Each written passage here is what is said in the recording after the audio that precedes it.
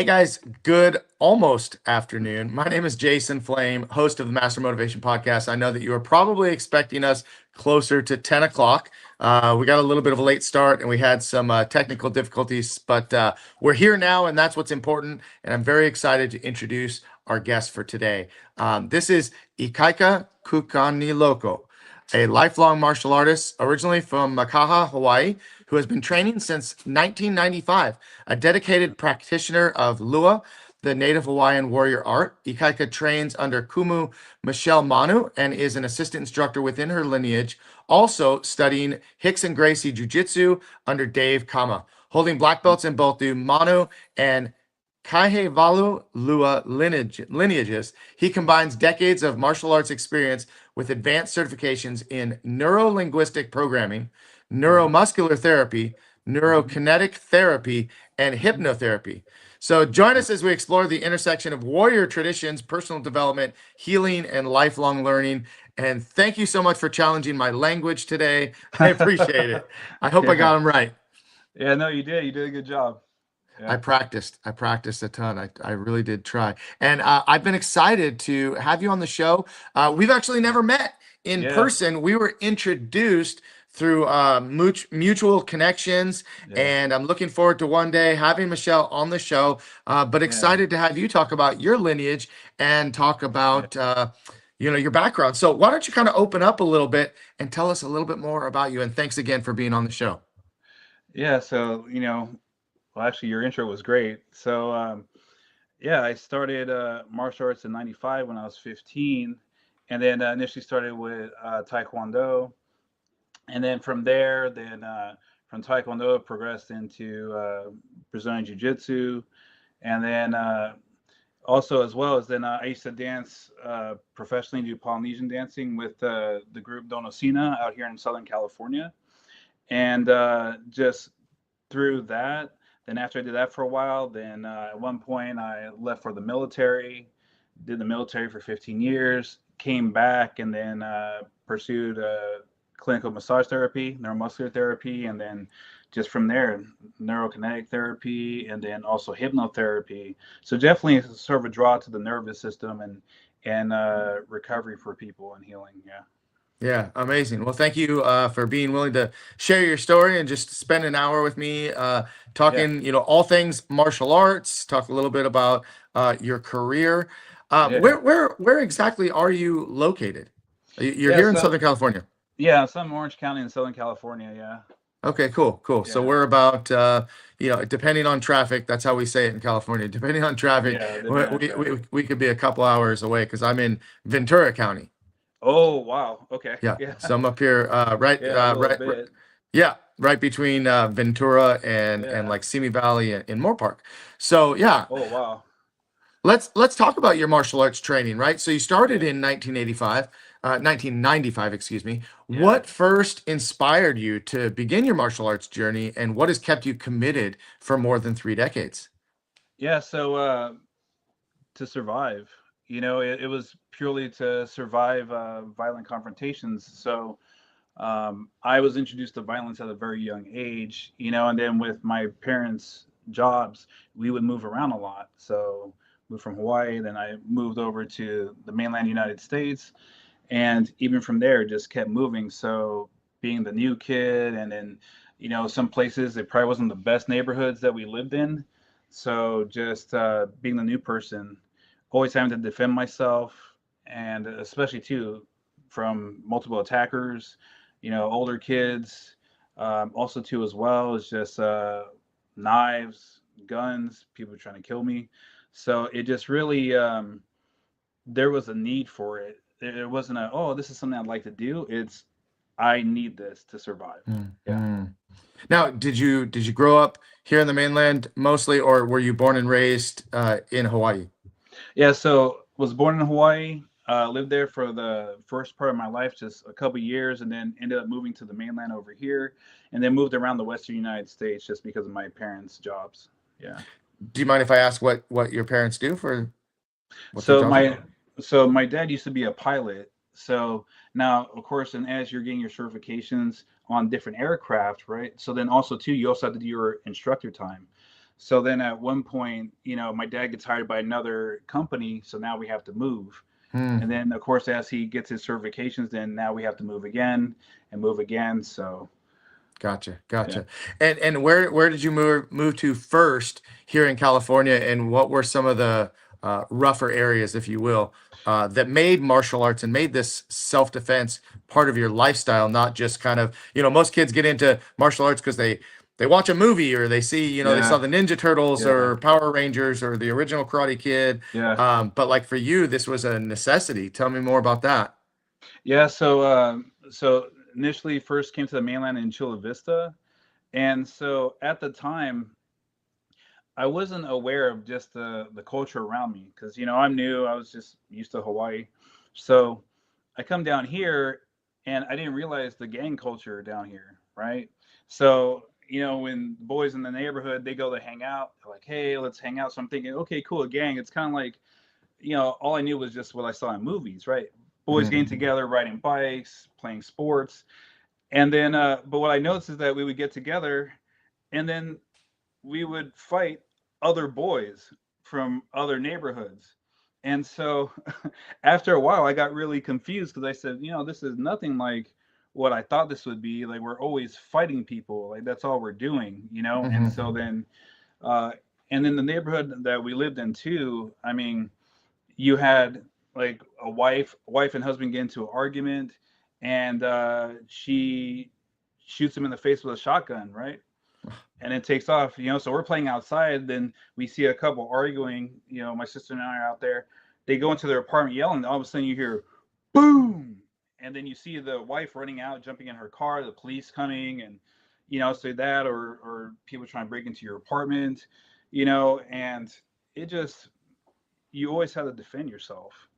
Mhm.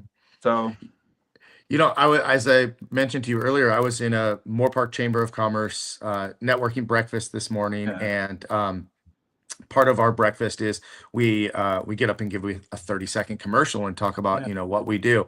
And so I Yeah. was kind of like trying to think about what I wanted to talk about. And just 2 days ago, here in Simi Valley, there was an attack in Target, right? And I mean, this is Oh, si- yeah, I right. heard So about that. Simi Valley has a very, very big law enforcement presence. A lot of cops live in Simi Valley, right? And Yeah. that's a known fact. I live in Moore Park. Moore Park is the fourth safest city in all of California, right? And Nice. so I kind of started out my commercial with telling them, you guys probably heard about this attack. And Yeah. it was a 34-year-old male who apparently it was a completely and totally random attack. Yeah. He just went up to a woman and started choking her. Yeah. And then people tried to intervene, and then he attacked them. And in the Yeah. process, there was a minor that was injured. So this person was charged with attempted murder, burglary. Yeah. What was, I forget the term, but injuring a minor. Yeah. And I said, we live in the fourth safest city in all of California. Simi Valley has a major presence of law Yeah. enforcement. Yet someone was attacked. It was at 6 p.m. in the evening. It wasn't Yeah. like late at Yeah. night. It wasn't in a dark alley. And I said to everybody, if your safety is a priority, Hmm. then seeking out martial arts that can give you that peace of mind of knowing how to protect yourself. So kind of going back to, you were born into this situation where you needed martial Hmm. arts to know how to defend yourself. And Yeah. I live in an area right now that it's a small little bubble, and most Yeah. people have their head in the sand and don't ever think about someone getting shot in the face, by a Yeah. shotgun. That just doesn't happen. But bad guys do bad things, and they Yes. just don't care about the Yeah. consequences. And it's just one of those things. So tell me a little bit more. You started with Taekwondo, you mentioned, right? Yes. and Yeah. and then how did that lead into your jujitsu, your journey, as well as the Hawaiian Warrior Arts? Tell me a little Sure. bit more about Sure. that. So, so initially I started in Taekwondo because finally my parents were able to put me in it because again, my parents, I felt bad for them because the little bits of violence I told them about that experience, from the different places we lived at, my mother, she wanted to put me in martial arts, but obviously at the time, schedules and also financially couldn't do it. I mean, she sees me come home, like, I was walking home from school when I was in the fourth grade, and some people on the way home were whipping me with barbed wire across my back, right, as I'm walking, just for entertainment. Or I in another place we lived at, I had people chasing me with guns, adults trying to kill me because I saw them commit a crime. And this was in Vegas. And so finally, when we were able to start with Taekwondo, and then the funny thing was is that I was training 4 years, getting close to my black belt, and then one night in practice, the last kick of the night, I did a lazy kick, ended up dislocating my knee, right? So then I go to the doctors, they put it back in place, but then they tell me you might not ever be able to kick again. And so at the time, I would go to island festivals. And so when you're around a lot of islanders, so just to be clear, at the time I was 6 feet tall, 115 pounds, right? So, and then you get into confrontations you don't want to get into. And then now I'm defending myself. And Taekwondo helped out with defending myself, but now I have an injured leg and could never potentially kick again. So down the street, there was a jiu-jitsu place. You had Clever Luciano, right? Clever Jiu-Jitsu. And so I remember watching Hoist Gracie, and I said, he was able to deal with bigger, stronger people. I need something that will help me if I can't kick anymore. So then I started jiu-jitsu, and that's where that journey started. Awesome. And then, so let's get into the next little piece. For people that are unfamiliar with it, what is Lua, and what makes the Native Hawaiian Warrior Art unique compared to other martial arts systems? Okay, so Lua, Ku'el Lua, it's modernly known as Lua now, is the sacred warrior tradition of the native people of Hawaii. So now when you think back, so you'll hear stories about Kamehameha and his campaign to unify the islands, but we had that warrior system way before, hundreds of years prior to that. So that's what Lua is. And then what makes it different is purpose and perspective. So if you think about it, so Lua is the battlefield art. So if you imagine that I have my army, there's another army. When we're on the battlefield, compare it to the perspective of martial arts, where the opponent in front of me, they're my goal, they're my objective, right? That's my destination. I take care of the person in front of me. Okay, so Lua, within my lineage, the two lineages that I come from, the perspective, the person in front of me isn't my goal, destination, or objective. They're simply an obstacle in my way to my objective. So now if you take the perspective of battlefield, you're not just fighting one person. Like, you yourself will probably fight multiple people back to back to back to back. So having the ability to be able to go through people, right? Disable them, take them out as quickly as efficiently as possible, because you got to move on. So that's one of the differences in perspective with Lua, is that it still has the battlefield perspective and that purpose. And the other thing too is that you hear it commonly referred to as the Hawaiian art of bone breaking and joint dislocation. So just to tie into that, initially in our warrior culture, we specialize in bone breaking and joint dislocation because in Hawaiian society, everybody was valued, your life was valued, right? Regardless of what your kuleana was, which is your responsibility, your role, what you do with the community, everybody is valued, your life. So if you're attacking me, even though I want you to stop, I don't want to kill you because I value your life. So I'm going to break your bones. I'm going to dislocate your joints, right? Now you stop attacking me. I'm going to reset your bones and reset your joints, and you're still part of society, because Lua is purely about protection. You don't use it outside of protecting yourself or your loved ones. So people that are watching this right now that have no experience with martial arts whatsoever, and now we're talking about, a battlefield perspective.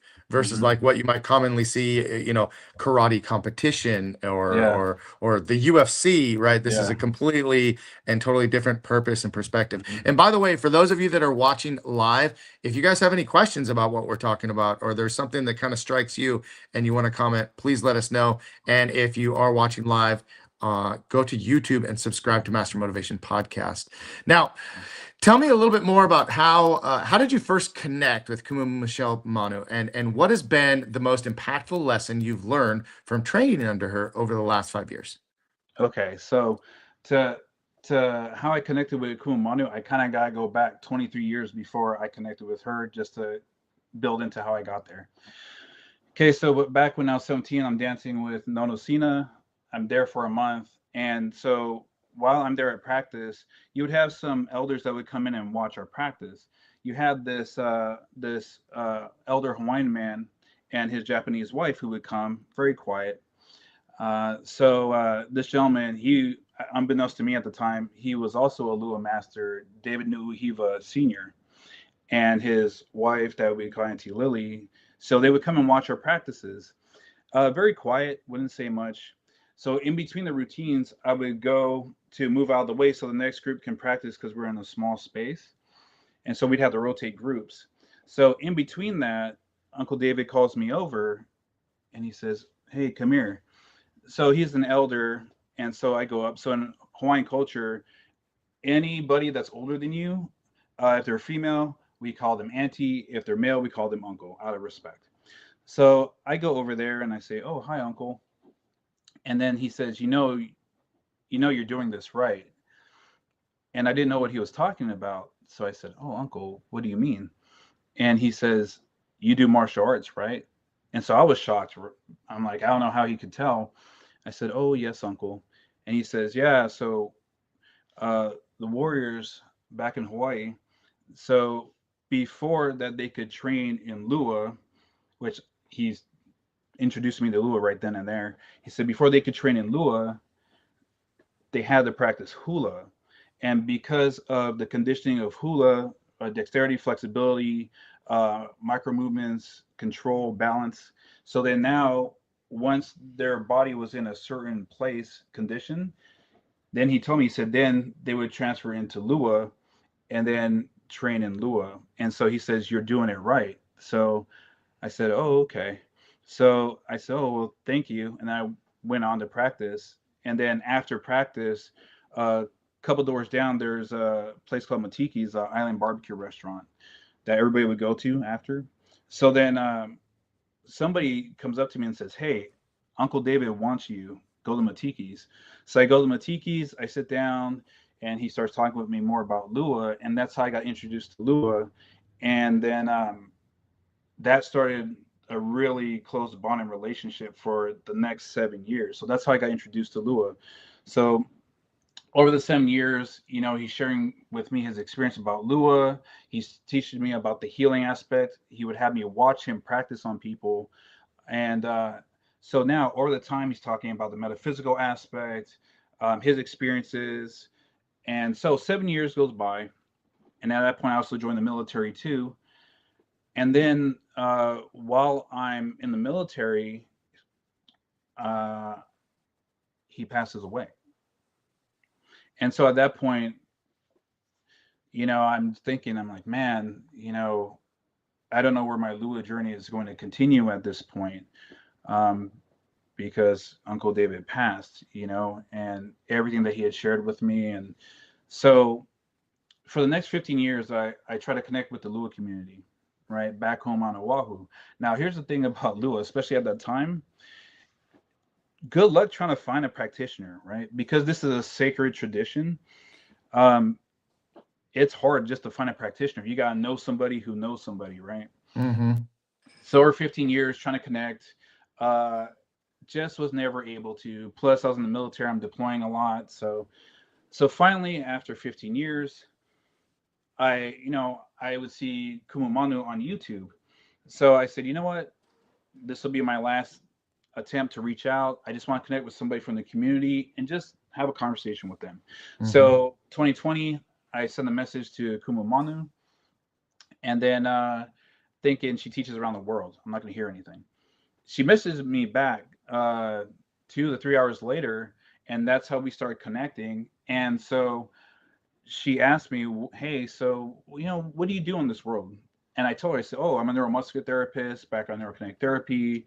And ironically enough, so she has her own wellness and recovery team, right? Massage therapist, acupuncturist, chiropractor, the whole gambit. And so it just so happened that her massage therapist, maybe a month or 2 months before, moved out of state. So then Kumu Manu asked me if she could book a session with me because she's curious on my neurokinetic therapy and neuromuscular therapy and what it can do for her, because at the time she had an injury. So we do the session. I explained to her about my introduction to Lua, and we have this conversation. Come to find out that her master, Aloha Kaihewalu, him and Uncle David are first cousins. So now, if you imagine, not only do you have one Lua master in your family, but now there's two and they're first cousins, right?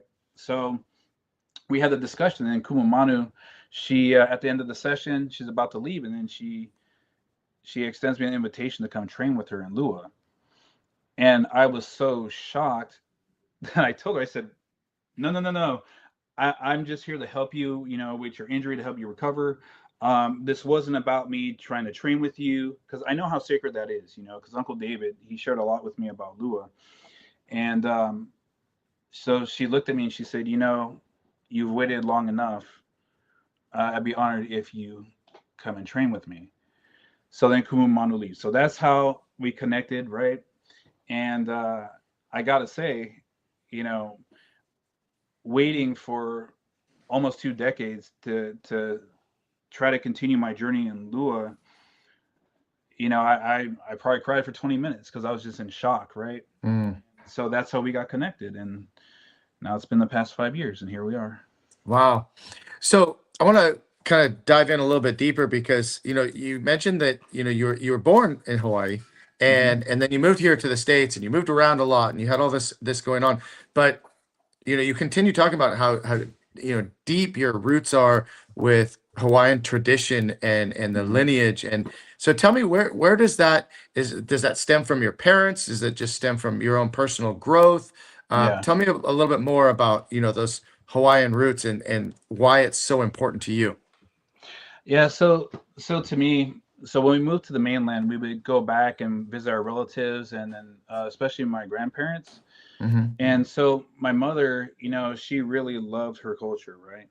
And so, she would share with us, and just she really, for me, she really planted that seed, right? So just, knowing who you are. And then my grandmother created a genealogy book that goes back 700 years.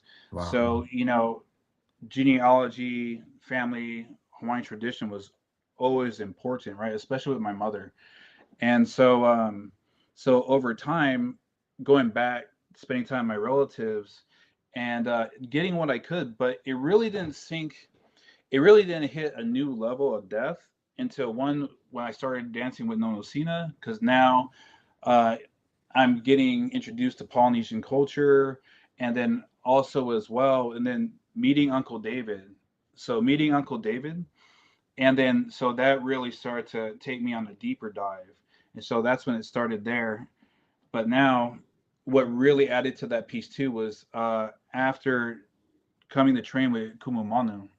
So in our Pa Lua, part of the curriculum here is Hawaiian studies, right? Pre-culture, different types of people, their responsibilities, right? So, and that really, really took me on a deep dive. Is that actually once I started training with Kumu Manu? Mm. So now educate me and those that are watching a little bit, under your name, you have what appears to me as titles or terms Hmm. that I don't understand.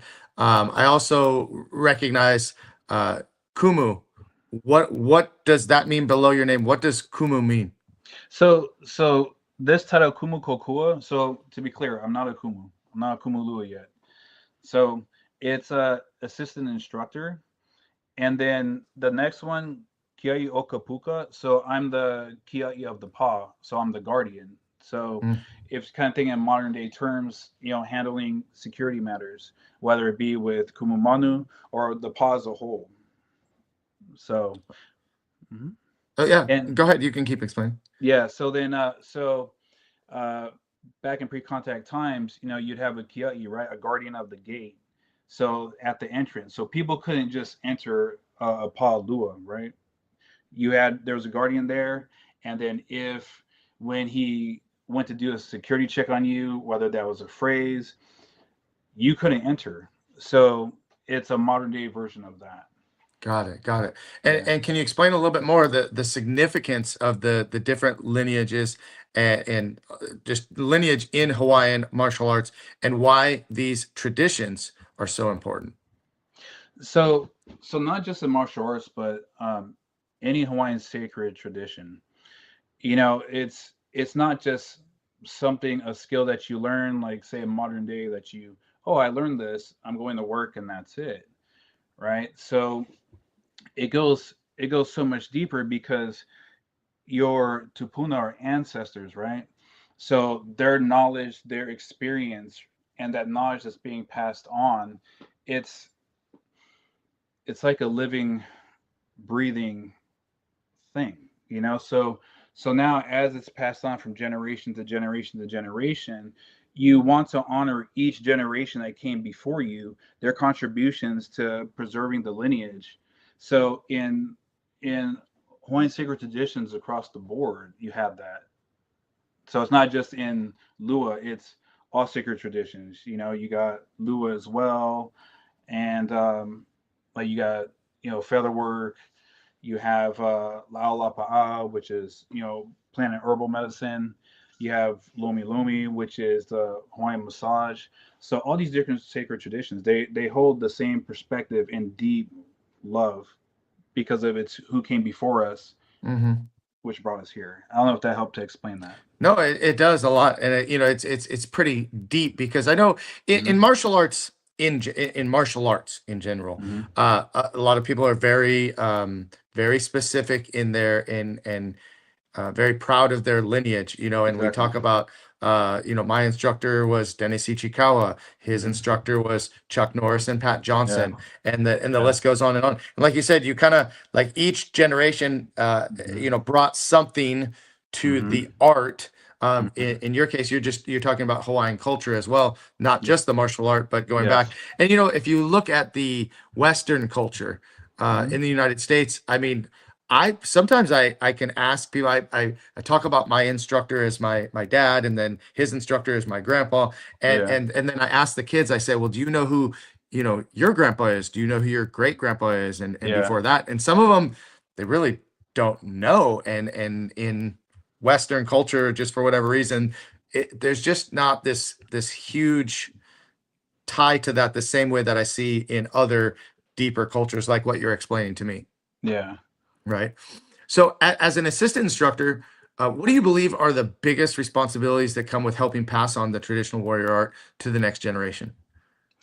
So one of the biggest things, and to me, I could sum it up in one word. One of them is embodiment, right? So what that means is that you're not, because you have some people, and it could be martial arts, it could be any activity that somebody gets into, right? You have some people that go in and they wear the T-shirt, right?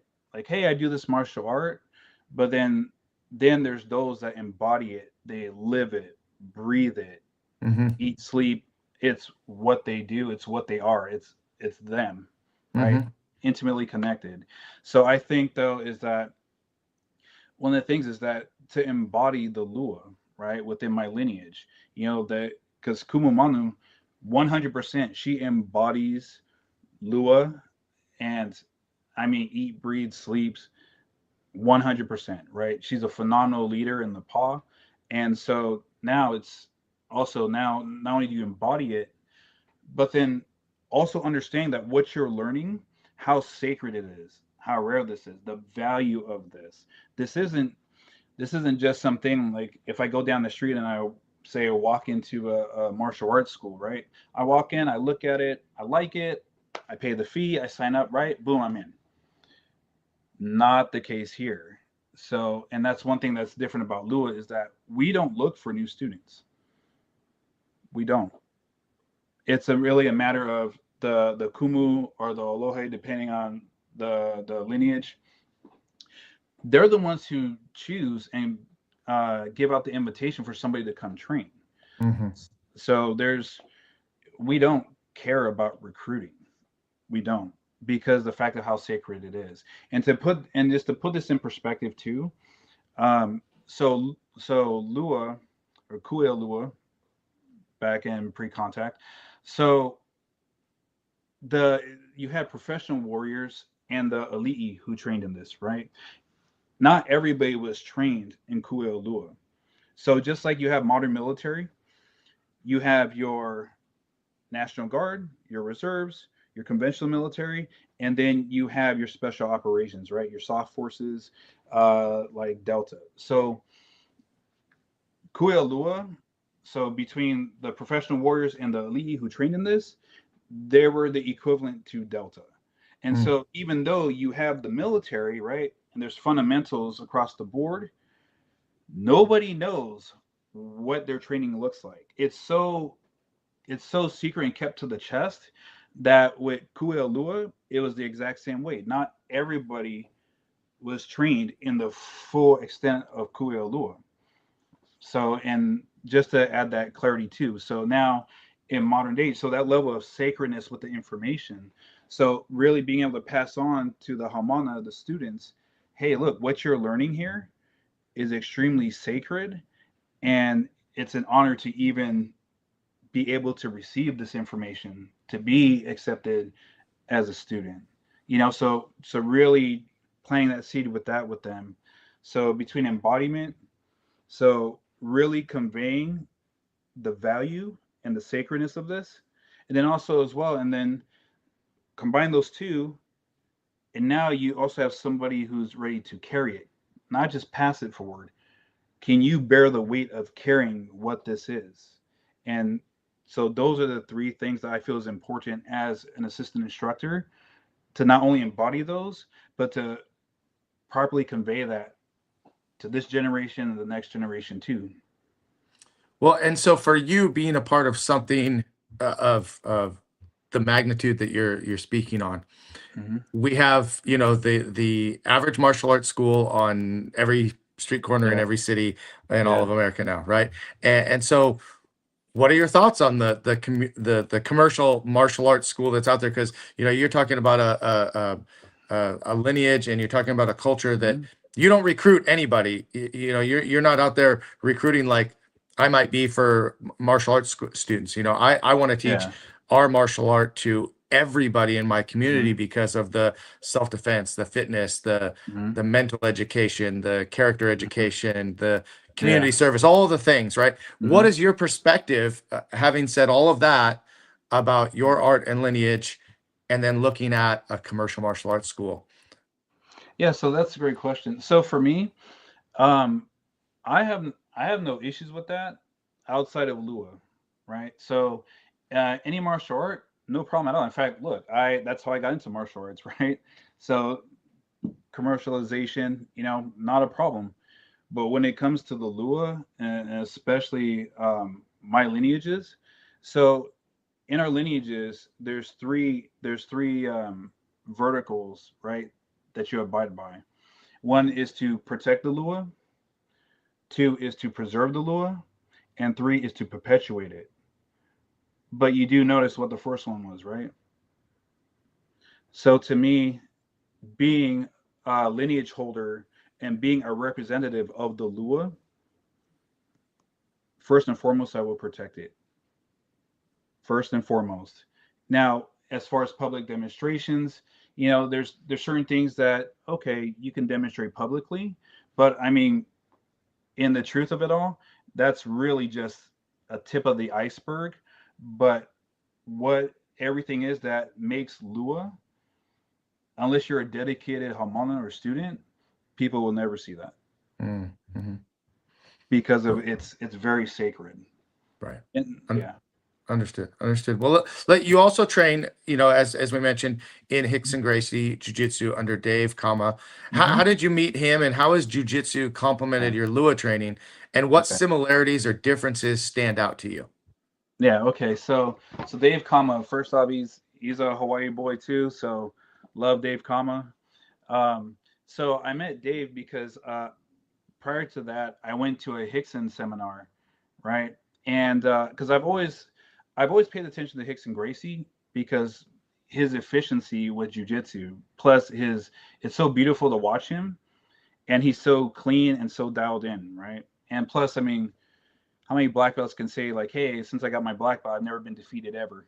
So, Mm, so after the seminar, I want to train in Rickson Gracie Jiu-Jitsu. And the interesting thing is that after that seminar, Rickson invited me to come train with him. So we were talking about Hawaii, and so he says, "Oh, you have good vibes.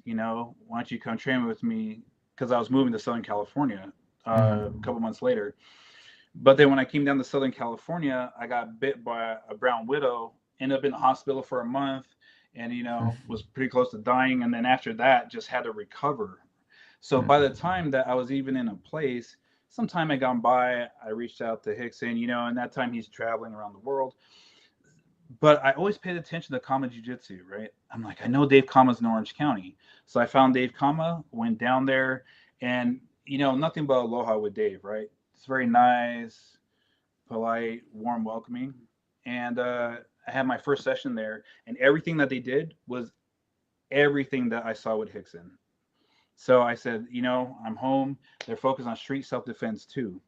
So now, as far as the comparisons between Rickson Gracie Jiu-Jitsu and Lua, there's similarities actually between uh, the perspective of Rickson Gracie and Kumu Manu, right? So both of them, they embody it, they live it, breathe it, eat, sleep, drink it, right?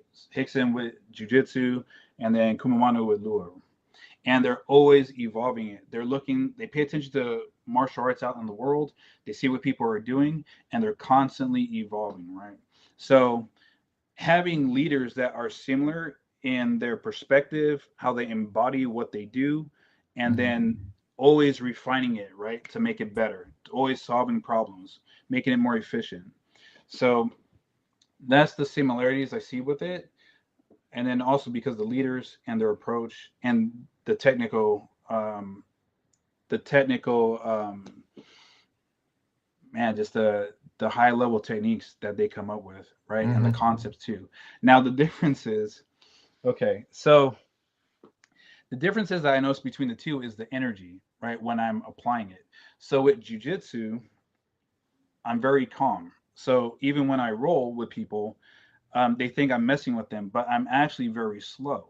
So I Mhm. move very slow, and using the fundamentals of, base connection, weight distribution, right? So I want to dominate the person with minimal amount of damage to the person, right? Now, Lua, on the other hand, is the completely opposite energy, right? So Lua is very brutal. Its its efficiency is very, very brutal. It's straight to the point.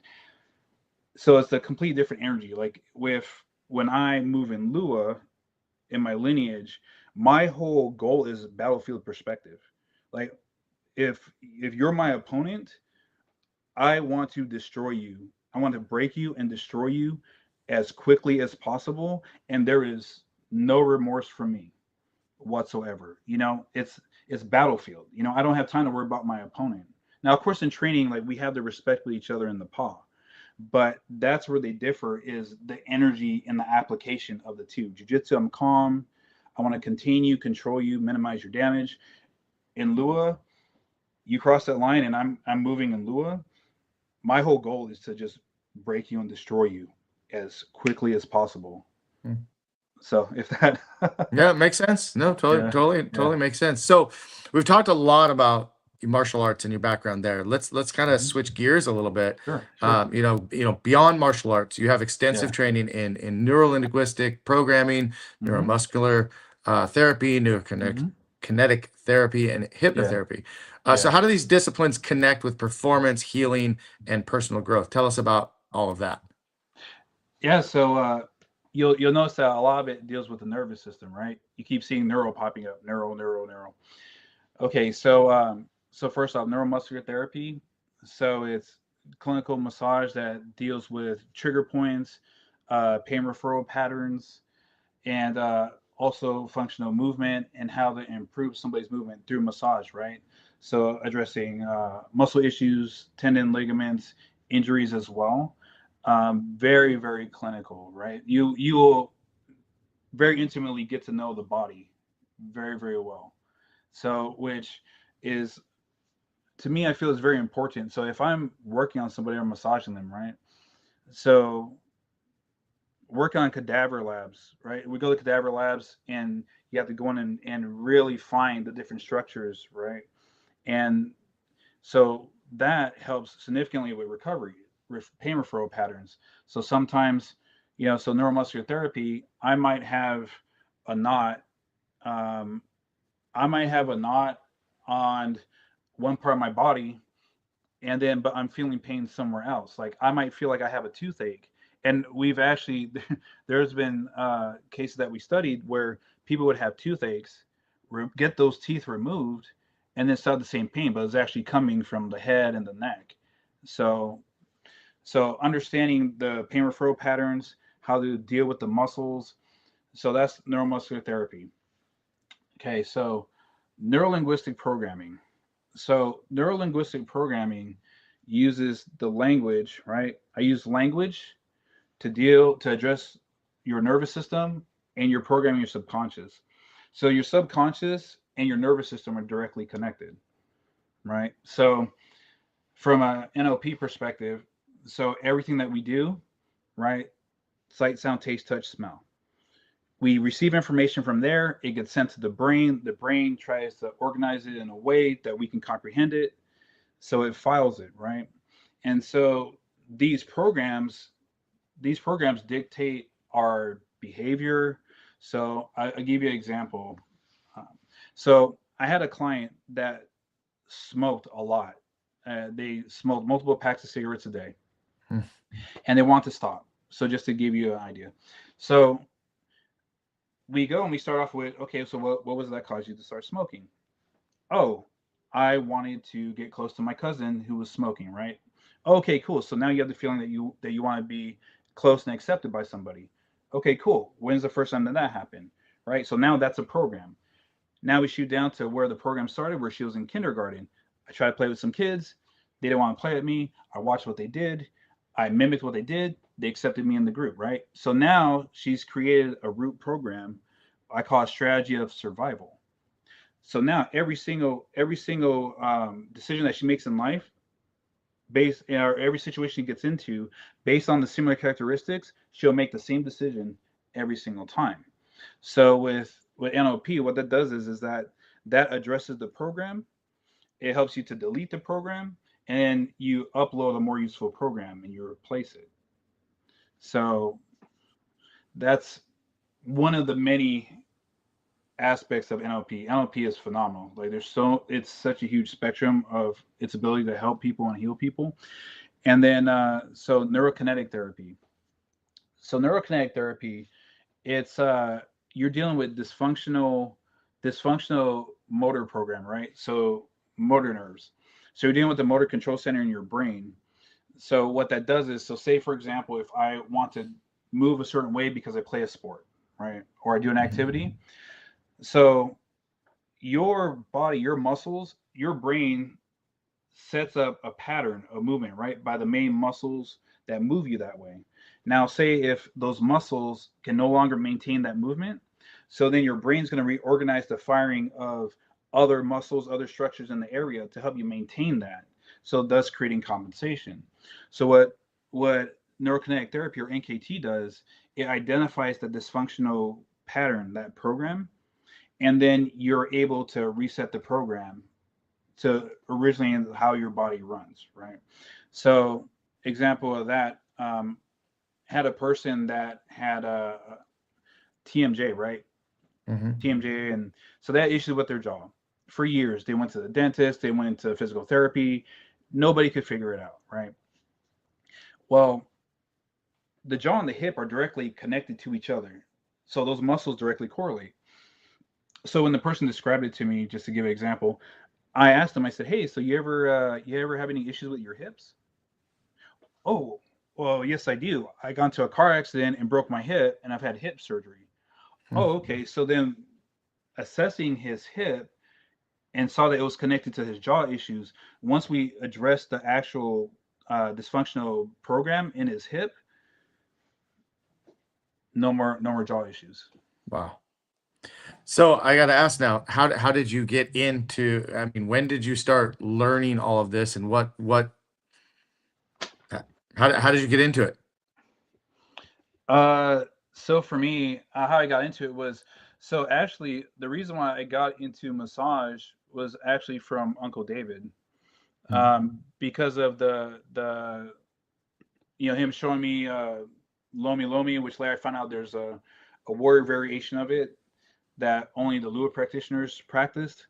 So from those years with him and learning that, I want to pursue it. So then after I got out of the military, I went to massage school. Then after that, went to advanced neuromuscular therapy, did that course. And that's how I got into becoming a neuromuscular therapist.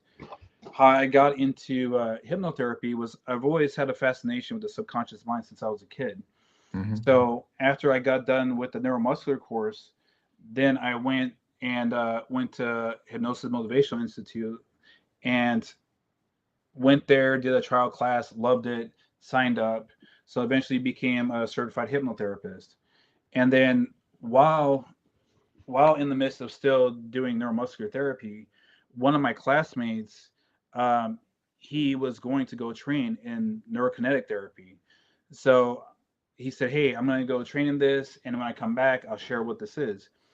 When he came back, my mind was completely blown. It was blown by the efficiency of it, and then also as well, it looks like magic. Like you have to experience a session, an NKT session, because I'm telling you, it looks like magic. It doesn't seem real what it can do for you. And so as soon as I saw it, he came back. He came back on a Monday. That Friday, I was on a plane to Canada because the next training course was all the way in Ottawa. And boom, I'm in Ottawa, and now I'm training, and that's how I got in with NKT. Yeah. And how long has it been? How long have you been involved? So since let's see, NKT 2019. Yeah, 2019. Yeah. Wow, wow. All of this is really fascinating to me, and Yeah. something that, like, I I've never had the opportunity to talk to someone about it. And I know that there's a lot of people that are watching right now that, again, maybe you have questions, maybe you have some thoughts that you want to share with Sure. us, but please, if you're watching live, let us know, and we'd love to answer any questions. But you're talking a lot about, mindset too, and in your experience, what Hmm. role does mindset play in martial arts success, and what are some practical ways people can develop greater confidence, resilience, and self-awareness? So mindset is everything. 100% everything. And what helps to develop the mindset is your perspective. So depending on how you view the world, you view, say, so if you're getting martial arts, what your view of it is. So understanding, what brings you here, like what are your goals. So I'll give you an example of a successful person and non-successful person, right? So I learned this from NLP. So you have two people, right? So say they start martial arts, right? And so between here and their goal to become a skilled practitioner, right? We'll say we'll put three obstacles. So successful person, unsuccessful. Boom, they hit the first obstacle. The unsuccessful person, they're kind of shaken up a little bit. Whoa, I wasn't expecting that. Oh, okay. Well, maybe that's a kind of one-off thing. Where the successful person, when they run into an obstacle or what maybe they might consider failure, they consider it as learning. Okay, cool. So they take it as a data point. Okay, so next time I run into this, I know how to address this, right? Hmm. So boom, second obstacle. Now, second obstacle, unsuccessful person, they look at the second obstacle And now they view it as a reinforcement of the first obstacle. So now the vision here, which they both had the same initially, now the vision and the perspective of the unsuccessful person starts to change. Mm-hmm. It now they start to lose the vision here, and they're now their vision is starting to shift from that first incident and the second incident, right? Mm-hmm. Whereas in the successful person, it's more learning. It's a data point. Okay, cool. When I run into this and I run into this, I know how to address these situations. Boom, third obstacle, right? Now, to the unsuccessful person, this third obstacle is the reinforcement of the initial vision of the first obstacle and the second. So they lose sight of this and say, this is too hard. I can't do this. And boom, they quit. Mm-hmm. So, third person or the successful person, obstacle is another data point. And guess what? Now they took all their learnings and now they moved forward and they got to where they were going. And it's the same thing in martial arts. So perspective is one thing, your mindset, right? Okay, take your losses as learnings. Now the other thing is being comfortable in discomfort. So when you're training in martial arts, you're going to go in there, everybody's going to be better than you, right? So if you're sparring with somebody, if you're applying a technique, or say in jiu-jitsu, like I'm rolling with somebody and this person just taps me out and everybody keeps tapping me out, right? So my perspective is, hey, I want to learn, I want to be here, but in order for me to survive, I need to put myself in a place of discomfort. Because once you find comfort in discomfort, that's where your confidence starts to rise too. So just Mm-hmm. like from a jiu-jitsu perspective, you know, you get tapped out by everybody, right? 10 times. But then you progress, now you get tapped out maybe 7 times. Mm-hmm. Okay, you're surviving more because you put yourself in discomforted positions, right? And then eventually to the point you develop the comfort in discomfort, which builds your confidence now because now you're not sidetracked by this discomfort anymore. Mm-hmm. And now you're able to move forward. So I think that too also helps in martial arts training is that you might have some strong suits, develop your weak points. Constantly challenge yourself, put yourself in a handicap, and then that will bring you up. And then just your determination, don't quit. You're progressing even though you feel like you don't or you're not. Yeah. No, I mean, I've only been doing jujitsu now, Brazilian jiu-jitsu for a couple years. And Yeah, everything you're saying, I'm hearing the yeah, voice of my instructor repeating yeah. those very same things. I want to back up Sure. because when you talked about those the unsuccessful person and Mm-hmm, the successful person having those three levels of challenges, and by the time mm-hmm, the unsuccessful one got to the third challenge, they just dropped out and quit.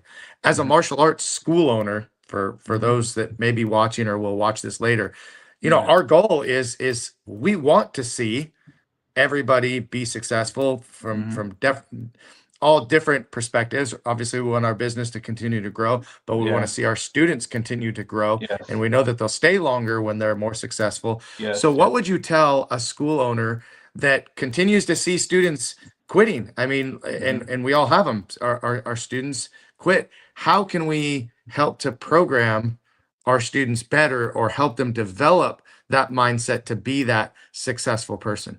Okay, so great question. So the one thing that will help is first understanding the individual student. So even though you have a curriculum, people take in information differently. Hmm. So what would be helpful, just coming from a instructor perspective, uh, understand how each student takes in information, right? What type of learning style do they have, right? So for me, just what's helped me just throughout this time as an assistant instructor, both over with Kumu Manu and then also Dave Kama, is that I look at the individual and I look at how they process information. And once I understand how they learn, now it's easier for me. So once I pass the information to them, now they're taking it in the way that they process. So it's really a matter, and I know it might sound kind of difficult because if you have multiple students, right? But if you intimately get to know your students and their learning style, how they process information, now you can communicate in the language that they speak. you're going to see rapid growth, rapid growth. And then you progress them, right, in discomfort, but you show them through what you're learning. When they see that something that was impossible is now possible, it's life changer, Yeah. So understanding your student, how they take in information, will help you significantly. I love it. I love it. That's Yeah. awesome. And that's just for me, a reinforcement of, at least I can speak for my school, and the culture is that, every student does Yeah. learn differently, and getting to know, Hmm. no matter how many hundreds of students we have, Yeah. getting to know each one at their individual level, and Yep. knowing how we can push them into that discomfort, and how we can show Exactly. them that, like you said, what they once saw. I mean, listen, Yeah. everybody looks at, when they sign up for martial arts, that earning a black belt is impossible. Yeah. But over time, they start to finally get to the point where they see, Yep. okay, it is possible. Yes.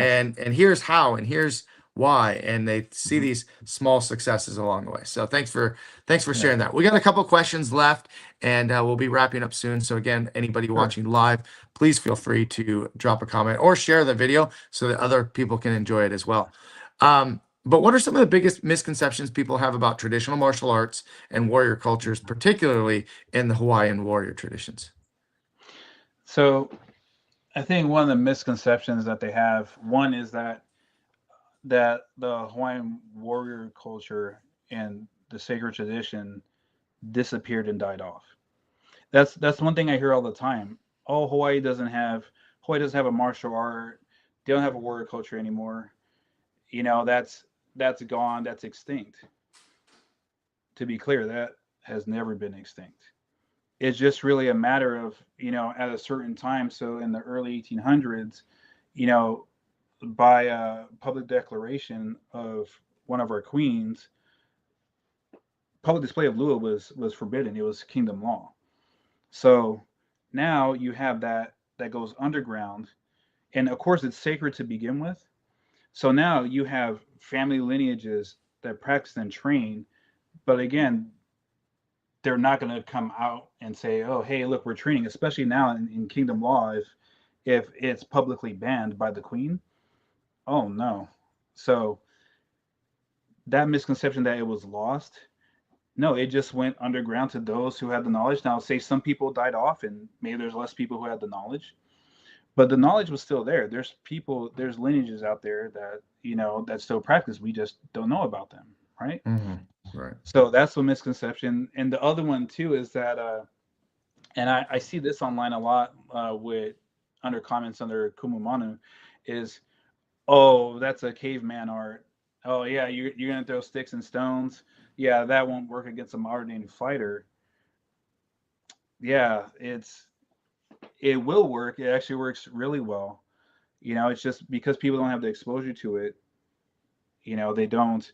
They think it doesn't exist, or they think of it like a caveman stuff. Like, oh, we'll beat a caveman. It's like, it's actually a very intricate, brilliant warrior system. The other thing too is that, one thing I hear is, oh, the Hawaiians were taught by Japanese or Chinese sailors who were shipwrecked on the island. It's like, now some people have that belief. My personal belief, no, that's not the case at all, because you have Kuia Lua in existence before even some Asian martial arts were developed. So I believe that that's a huge misconception. We had a warrior culture for hundreds of years before some of the martial arts in Asia were developed, right? So those are the three big misconceptions that I hear, especially when it comes to our Hawaiian sacred tradition, right? So the warrior culture, Kuia Lua, and modern day known as Lua now. All right. And looking ahead, what are your personal goals for your own personal training, teaching, and preserving the art over the next decade or more? Yeah, so continue to train, continue to be a assistant instructor, the Kumu Manu, and then hopefully, if through my progression, if I have earned the right to become a Kumu Lua, that is my goal, is to eventually get to a level of comprehension and embodiment of Lua where Kumu Manu feels, okay, you know what? I feel confident as a lineage holder and as a representative that now you can carry the weight of the lineage and move it forward. So in Lua, ultimate goal to become a Kumu Lua, and to continue to represent my Tupuna and all those who came before me in Lua. And then with Jiu-Jitsu too, right? To continue to progress, with my Rickson Gracie Jiu-Jitsu, continue to grow, then obviously, as well, then, you know, further that journey as well. Mm-hmm, mm-hmm. And And go ahead. I'm oh sorry. no, go Didn't mean to ahead, go cut you. ahead. Yeah, I was gonna say if there's any final message that you want to leave the audience about, martial arts, personal growth, living with purpose, what would that be? So with all of those, I would say embodiment. So embody what it is that you want to achieve or to grow into that person that you see yourself being in the future. And then also too, allow yourself to become that person now. So so back when I was going through neuromuscular therapy, right? So my first week there, my classmates would say, "Hey, are you excited that in months to come that you're going to be a neuromuscular therapist?" And I would look at them and say, "Wait to become. I'm one now." They're like, "No, no, Mhm. no, but you haven't graduated yet. Become whoever that you see yourself being in the future. Physically experience that person in the now." And then what happens is your subconscious doesn't know the difference between the future you and the you now. So you can give yourself permission to be that future you now. You will start to live, breathe, and operate as that person. You will make decisions as that future self. You will move differently, and you will be amazed at how you progress by giving yourself the permission to be whoever you want to be in the now. And so now the only difference is between that person and you here is the learnings, and you're just simply going to catch up.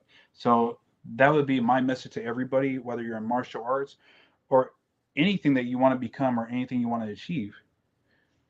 Embody it. Be that person now and watch how it carries you forward. I love how you said allow yourself or give yourself permission to, because I use that phrase actually a lot in Yeah, self-defense, because we have yeah, sometimes smaller people or younger people who they in their mind they believe that they can only be strong when they work out longer, or they can only be strong if they get hmm bigger. And it's like, you can be strong hmm now.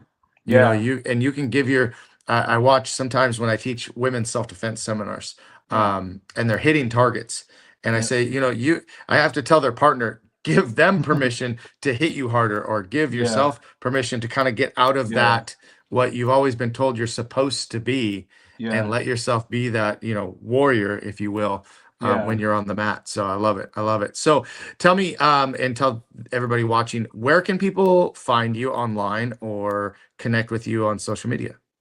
Yeah, so you can find me on Instagram. You can find me at Ikaika_Kukaniloko on Instagram, and then on Facebook you can find me Ikaika Kukaniloko as well.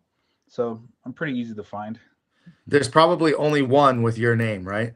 Yeah, so it's not hard to find. Yeah, Yeah, cool. Well, hey, I really appreciate you, number one, being on the show today, yeah, but absolutely. also making the adjustment since we had a little trouble Yeah, hearing you earlier. So I appreciate you doing that. Look forward to connecting with you a little bit more online and staying in absolutely. touch. And again, would love to have Kumu Manu on the show. So please send her my invitation again, Yeah, and absolutely. hopefully we'll get her on here. Thank you for And having me. yeah, you're welcome. And I'm sure Yeah, that we'll connect again in the future. So best of absolutely. luck to you in everything you do. You too. All right, Thanks. guys. Hey, thanks for watching Master Motivation Podcast today. Really appreciate you guys. We'll see you on the next show. And thanks again, Ikaika. Thanks.